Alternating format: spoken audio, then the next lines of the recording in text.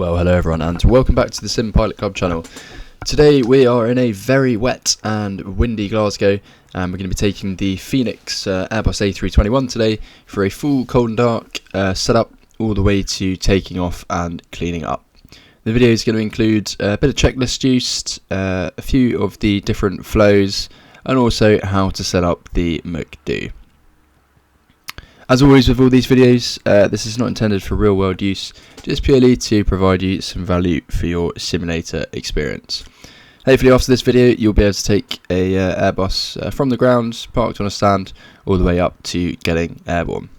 Without further ado, let's hop on into the aircraft.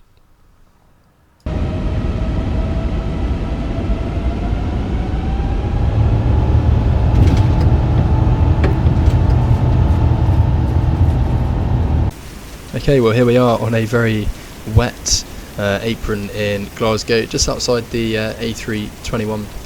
It really does look very impressive in the Condor colour scheme.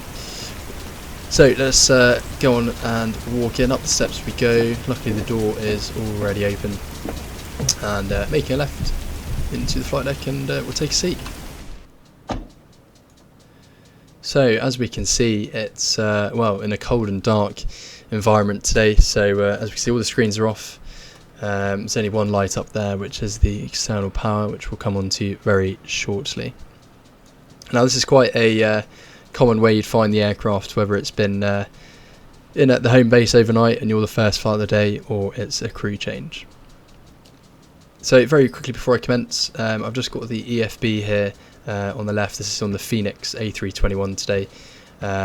It's very easy to set up. You just click on the FENIX app and then you can import your Simbrief flight plan.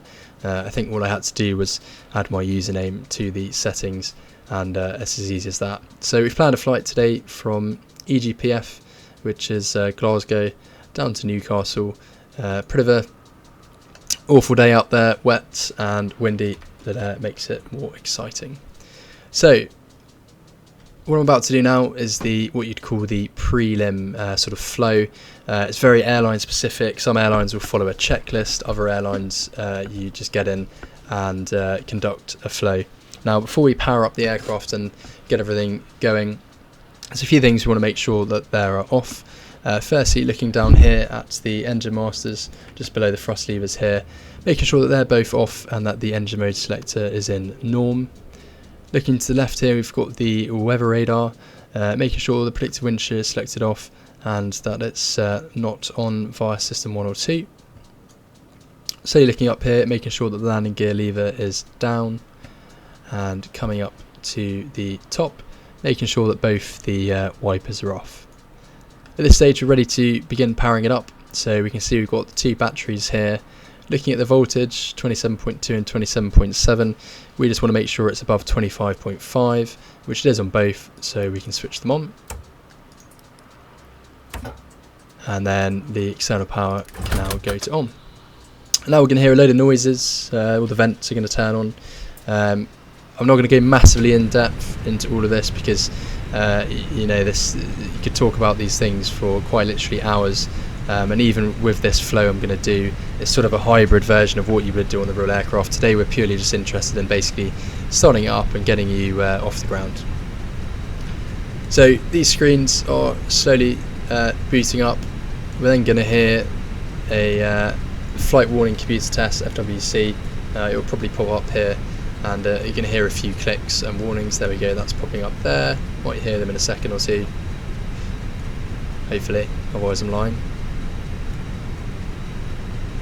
Any second now. There we go, so we heard one click, there's a few clicks, there we go, perfect. That's smoke detection fault, that will go shortly. So, right, we've turned the external power on. Moving up here, we've got the APU fire push button here, and we've got a little test. We're just going to push the test, going to make sure this is illuminated, and then looking down here we can hear that awful master warning noise, and then we've got the APU fire illuminated down there, so we're going to turn that off before we go deaf. Next, moving along, we've got the IR selectors, so we're going to turn those on. Notice how I turn number 1 on, then number 2, number 3. You don't go 1, 2, 3. that's the correct order. So number 1, number 2, then number 3. Brilliant. So that's the initial sort of flow now that everything's up and running. Now in the real world it would be split between who is pilot flying and pilot monitoring. Today we're just going to assume we're doing both roles. So as PM today, or I should say, sorry, PF, which is pilot flying, we're then going to conduct our next flow. So starting at the bottom here, we've got the crew supply option. We're going to turn that on because that's very important. I'm sure you can understand why. We've got the ground control recorder. We're going to turn that on, and we do a little CVR test, and we can hear that little noise in the background. Moving our way along, the ADIRs, they're all on now and aligning. Then again, starting down the bottom here with the lights, strobe lights, they can go to auto. They're not actually going to turn on. Beacon can remain off. Nav and logo light, that can go to system 1 or system 2. We'll leave it in system 1. Seatbelts, it all depends if we've been refueled. I think actually for this flight we needed around 5 tons. So yeah, we can assume that we've actually got to the aircraft and they've already pre-fueled it. So the seatbelt sign can now go on. No smoking, that can go in auto. Emergency exit lights, we just put them into the arm position. And then working our way along here, might do that just to brighten up the lights so you can see what I'm doing. Leaving all of this, cabin pressure, that's going to be in auto. Leaving all of these. As you can see in the pack here, pack 1 and 2, we've got these fault lights. That's normal, it's just because essentially we've got the pack selected on but they can't work because the engines aren't running and we've got no APU, so that's not to worry about. We then work our way along here. We would do a battery test. Fuel pumps, we finished refueling, so we can turn those on. And then if I can move my camera here, and then we'd come up and perform the engine 1 and 2 fire test. So we're going to hit the test button. This is going to illuminate. We're going to get a master warning caution down there, an ECAM, and a little fire symbol here. And then if I do number 2, we should get the same. That all looks as it should. Perfect. Then again, at the bottom here, same sort of flow. We'll come up to setting up the MCDU shortly, but just having a look, making sure that we're listening on VHF1.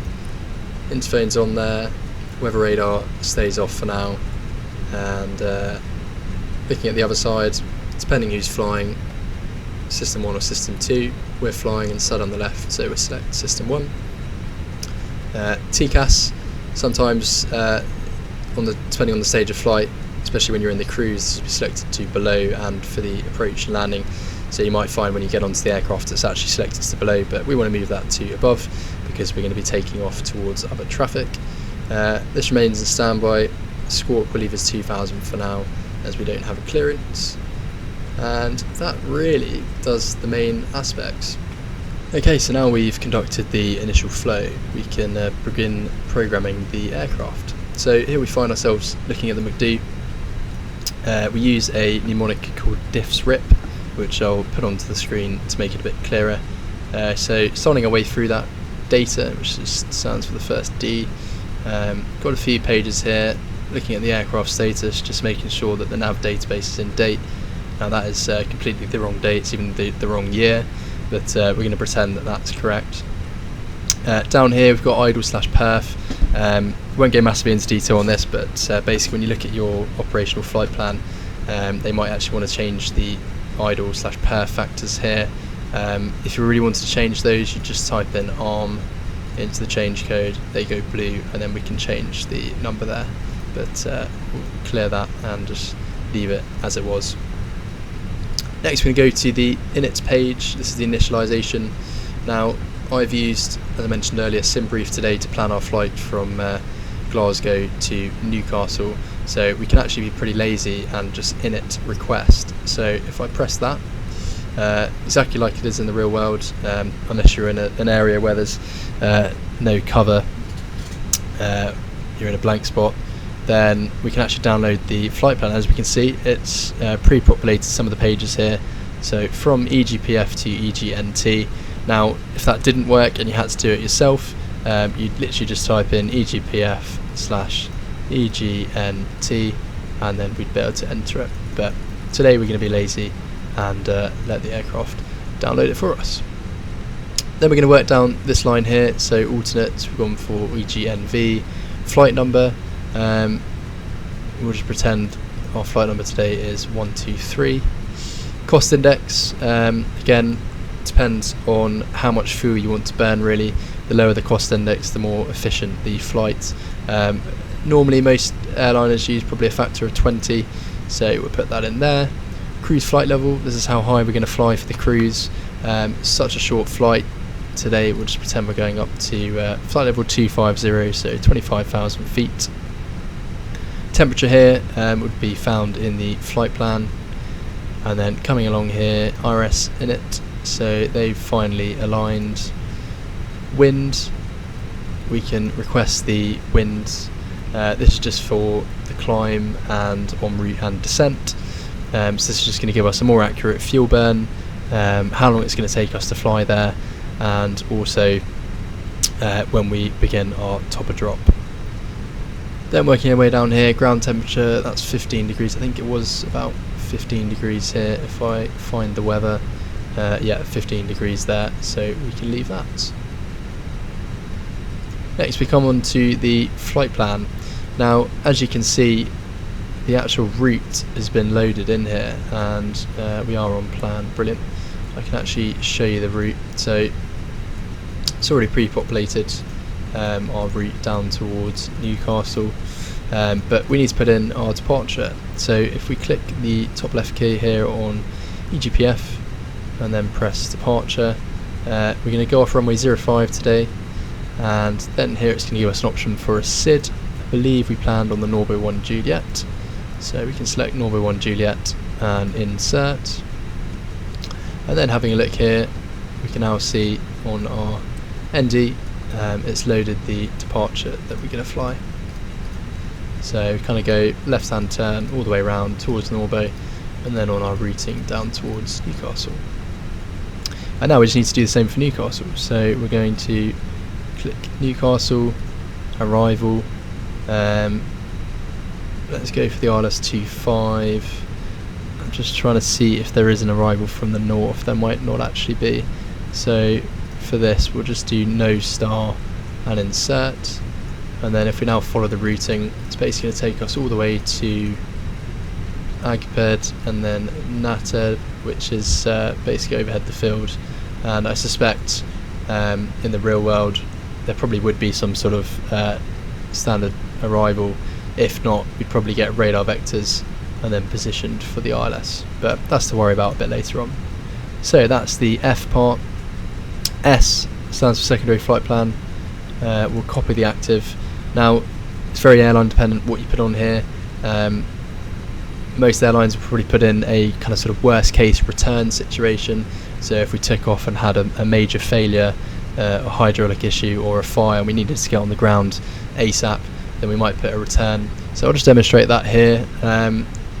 We could just assume that we'd be happy to continue with the SID down towards Norbo. So we've got Norbo here. I'm going to click on the Norbo waypoint, and then we've got new destination here. So I'm going to put in eGPF as the new destination, and then we've got eGPF down here, and I'm just going to go to arrival, ILS 05, and that's now inserted. So as you can see in the secondary flight plan, we're basically going to take off, head towards Norbo, and then it's positioned us back for an ILS. So that's just if we needed an immediate return. That's all in there. Some people would then go into the perf page, which we'll come on to later, and you could put in all the performance. So if it was really bad, you're basically just ready to come straight round and commence an approach. So that's secondary. Then we come on to the RadNav page. As we can see, VO1 and VOR2, they're both off the GAL. We'll just leave those as they are. Airbus is quite a clever aircraft, and there's all sorts of clever things with auto-tuning the frequencies and VORs, so we're just going to leave them as they are. Next we come on to the init page, and if we hit this button we come on to what we call the init B page. Now as you can see here, we've got 0 fuel weight and 0 fuel weight CFG and block.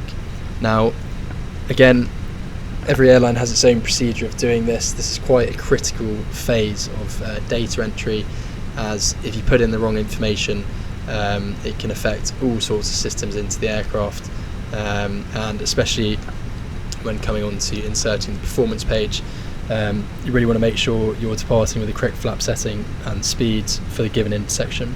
Now luckily, FENIX have got this really clever EFB where we can actually program the data that we want to load into the aircraft. So as I mentioned earlier, we've got our Simbrief flight that we've briefed that we're now apparently delayed for. What a shame. So we're going to come down here to the mass imbalance section, and as we can see, actually some of these fields here are already pre-populated from my original plan. So if I click, I can actually edit it. So today we're going to have 182 passengers. They've all got a bit of cargo with them, so 2.7 tons, and fuel burn, that's been calculated from the flight plan 5.1. So if we click apply and load aircraft, and we're just going to do instant and dismiss. I think the jetty wants to come over and connect for some reason, although we've got steps. But as we can see now, the aircraft is loaded. We've got some important numbers down here. Now if you want to be lazy, you can just press send to McDo and it will pre-populate the initb page here, but just to show you how you would do it if that doesn't work, we're going to get our zero fuel weight figure, which is 67.4, and we've got a max zero fuel weight of 26.3. So we'd come down here and go 67.4 slash, already forgot, 26.3, 26.3, and we'd enter that here at the top. Block, which is our fuel, well, we've got 5.1 tons, so we put 5.1 there, and then that's going to generate our takeoff weight, which is 72.3, and coming along here, well, that's gross weight, or gross weight, I should say 70.5, but that takes into account, doesn't take into account our tax fuel, which knocking off 0.2 would give us 72.3, so that all makes sense. It reckons we've got a trip of about 1.5 tons. Our final reserve fuel is 1 tonne, which gives us half an hour. So looking at all of that information, it looks sensible. Next we're going to go to the perf page. Now this is how we calculate our performance. Now again, we're going to have to use the trusty EFB. So if we come out of this and go to departure perf, and as we can see, we've already got EGPF here. We're going to go off runway 05. Looking out the window, it has been sort of raining on and off, so we're going to say that the runway surface is wet. If we click sync load sheet final, that basically just extrapolates the data from the previous page, so it means we don't have to type it in. Flap config, we'll keep it in the optimum flap. If you wanted to, you could force config 1+F, which some airlines do. It will do optimum today. We don't want to force toga. Anti-ice, it's 15 degrees. It is wet, but we don't need that, so it doesn't fall into the figures. Packs, we're going to leave them on.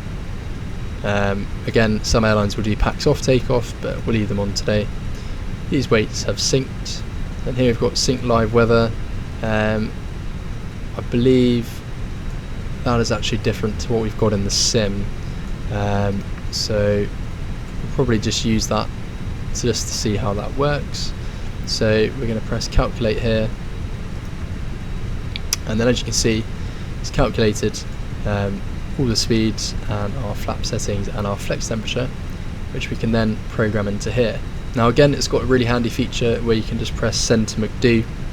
So for the sake of speeding it up, if I press send to McDo and then we come along here, it's amazingly been auto-populated. So as we can see, we're going to be doing flap 2 takeoff, flexing up to a temperature of 55 degrees. It's got an engine out acceleration altitude of 1500 feet. And then we've got all our speeds there, quite a big split between V1 and rotate. But apart from that, it all looks good. Okay, so we're finally in a position to get underway. We've just got a tug that's just attached. We can just see it out the window there. AP is now running, the bead's been running for a little bit as well, and we're all ready to set to go. So now the tug's attached, it's already here through the FENIX app. We would then ask for the before start checklist. So before start checklist, park and brake, having a look down here, making sure that it's on there, and park brake is on here. Takeoff speeds and thrust So we'd have a look at our perf page, and one of us would read out the speeds and the other would check them up here. So V1130, VR144, V2145, flexing up to 53 degrees and flaps 2, and the PM would say checked. Then we've got windows, so got the little red tab here, closed, and looking over at our colleague, closed, and the beacon, so we can turn that on now, and following that flow, as well as turning the beacon on, we would switch the ATC into auto, and we're ready to go. We then speak to the ground crew downstairs and we tell them which way we've been pushed. So in this example we'd say we're cleared to push facing north, and then I'll come along here and start the push back, or I'll try again, connect tug. I want to go straight back initially, and I will release the part brake and hopefully start. There we go, pushing back. And then we'd speak to downstairs and say, are we cleared to start our engines? They would say we're cleared to start. So we come down here, got the engine mode selector, moving that to ignition start, and then we'd start engine number 1. And then having a look at the engine indications here, so N2 is rising, EGT slowly starting to rise, looking for fuel flow next. So fuel flow we have, and then N1 is now starting to rise.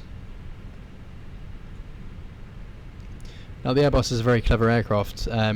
If there was to be a... we are definitely pushing back the wrong way. We'll just try and get it to go the other way.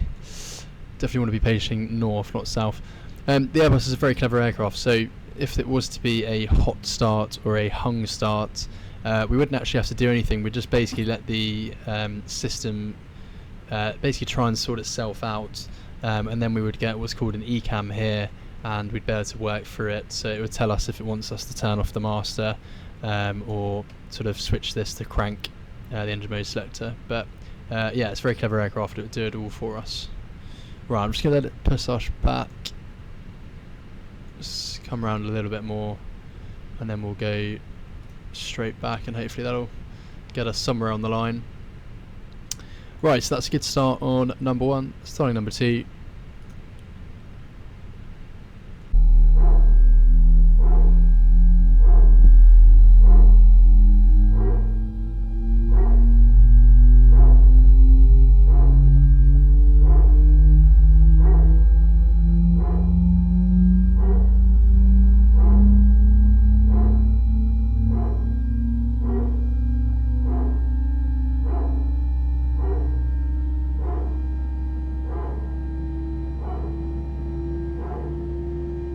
The APU bleed anymore, and we can turn the APU off. And engine anti-ice, well, it's above 10 degrees outside, so we don't need to use that. And then the PM's flow is going to be arming the ground spoilers, pushing the rudder trim, making sure this says 0, selecting the flaps, so we're going to flap 2 today.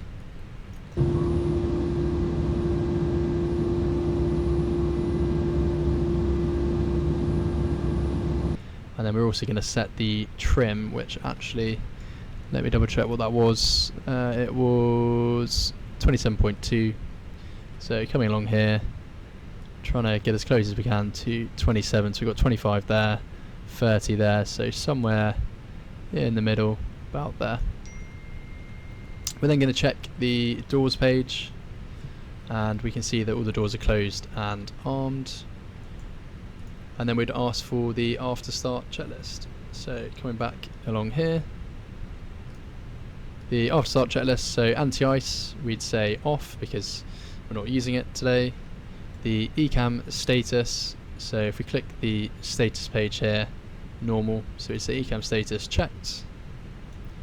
Pitch trim, have a glance over here, we said it was 27, which it is, that's just the cabin trying to call us, we'll answer them in a sec. And the rudder trim, have a look down here, is neutral, so that's the after start checklist complete. We'll just see what the cam crew are trying to say to us. cabin is now secure for takeoff. Okay, so the cabin's secure for takeoff, which is good to know. So now at this stage, we are ready for taxi. Now as we can see outside, the visibility is pretty much deteriorating quite quick with the rain, and because it's quite a short taxi, there's a few things we might perform now, and one of those would be the flight control check. Now you can do this during the taxi, but on a day like this, I'd probably opt to be doing it while we're stationary and before we get going. So what it involves is moving the side stick here. We'd start by moving it all the way aft, and then we have a glance at the flight control page down here.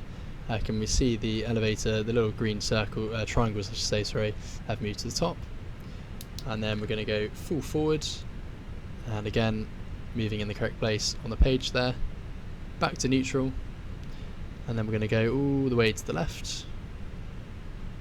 And when we're looking at the ailerons, we want to make sure that the green triangle goes into these little boxes all the way to the right, and again we can see that it's entering those boxes. That all looks good.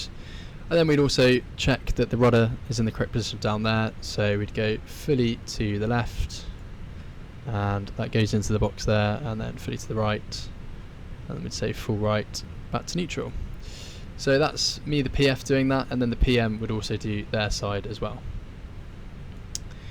Another thing to note during the taxi, the PM has a small little flow, so they turn the weather radar on, so we put system 1 there, predictive wind shear can go on. Moving along here, TCAS, that can go to TARA, and then we can put the auto brake to max, and as we can see the weather radar's coming to life, and it does look a bit red on our departure there, so we'll taxi on out and see if the shower passes through. And then also coming down here we can do the takeoff config test, and that's basically just going to simulate us actually selecting our takeoff thrust, so in this case our flex, and making sure that we've got our flaps out and everything is where it should be. So that's all in green, which is brilliant. So we're now in a position ready to taxi on out. So request taxi, and then when we're cleared to taxi, we're going to turn on the taxi light here and the turn off, and then we'd look left and right, make sure it's clear, and we're ready to get underway. So we'll release the brakes here. I'll try and do my best to taxi us on down to runway 05.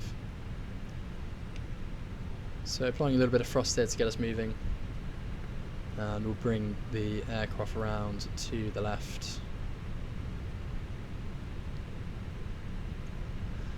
and taxi on out. Now once we're underway, we would perform a brake check, so we just tap the brakes and make sure that the pressure indicator down here remains in 0, which it did. All clear on the left there, so coming along now again to the left.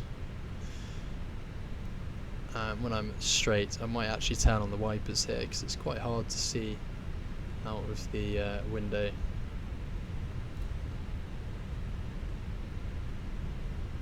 So as we're in the 321, as you can see, just slightly going past the yellow line a bit more there because of the longer fuselage, and the nose wheel just sitting a little bit further behind us. So if we come up here, wiper, that actually seems to have, well, not much effect at all, so I'm going to have to turn that off just so we don't get that annoying noise. And we'll hold here at Golf. That's good enough for now. Slam the brakes, park brake on, and park brakes there. So the taxi checklist, flight controls checked and checked, flap setting, so it'd say Conf 2 green and Conf 2 blue. Radar, well, it's definitely cleared up, but looking down here we can see it's on, so we'd say on. Engine mode selector is in normal, and the ECAM memo, takeoff no blue, because all of this is in the green. If I did it like that, you'd see that there's this blue here, so takeoff no blue because it's all green. And that is the taxi checklist complete. We then say to the tower that we're ready for taxi, or sorry, I should say ready for departure, and they declare us to line up. So the PM or PF, depending on the airline, will turn on all the lights, turn the strobes on, and notify the cabin crew by dinging the smoking sign there, and you can hear that little ping it made in the background. That's just letting them know that we're about to take off. And then while we ease forward onto the runway here, having a look, making sure the approach is all clear, then go for the line-up checklist. So takeoff runway, say runway 05, runway 05. TCAS is TARA, and packs 1 and 2, they remain on, and that is the checks complete, and we are cleared for takeoff. Now in this scenario I'll do a rolling takeoff just to save time. We're not performance limited out of here, so I'll try my best attempt. So around the turn we go.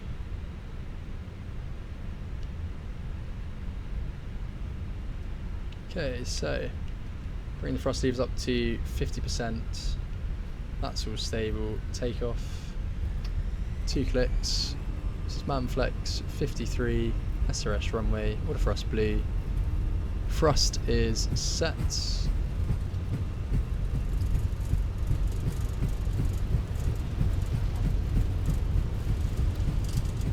Hundred knots checked.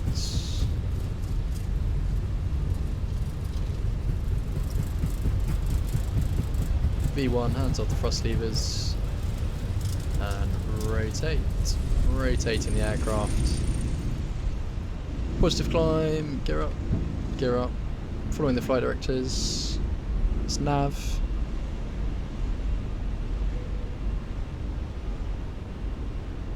And away we go.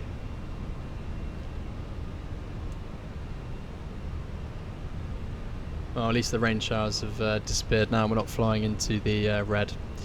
So the next event is going to be the acceleration altitude, which is happening there. So we're going to lower the nose, follow the flight directors, and then we can see we've got lever climb flashing at us. So we're just going to bring the thrust levers back 1 click. So thrust climb, order thrust, and then we're above F speed there. So we'd ask for flaps 1, and coming down here, flaps 1.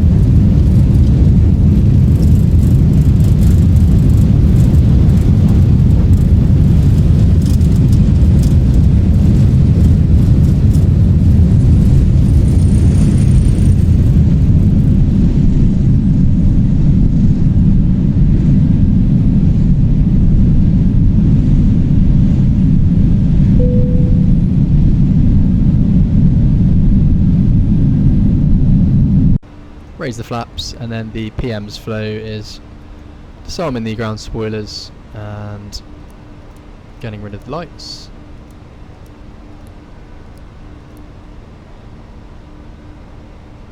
And there we have it, climbing away on the Norbo SID out of Glasgow. Well, there you have it, a full setup from cold and dark all the way to taking off on runway 05 out of Glasgow. Hopefully this video provided the insights you needed, and hopefully you can now set up an aircraft from cold and dark and get into the skies. Any comments or suggestions, please leave them below, and I'll try and get back to you. Until I see you in the next one, it's been a Sim Pilot Club video, and we hope to see you again sometime soon.